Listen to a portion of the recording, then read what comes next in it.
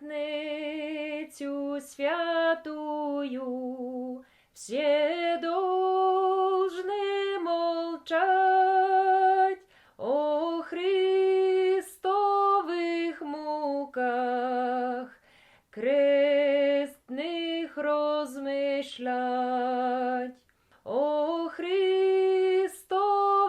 муках, крестных размышлять. Вспомни день великий, как Христос за нас пострадав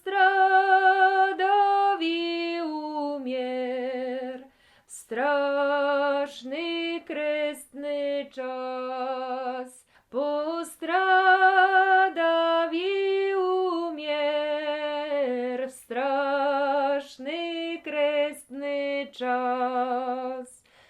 В пятницю велику заключи уста и почти молчанием крести смерть Христа, и почти молчанием крести смерть Христа.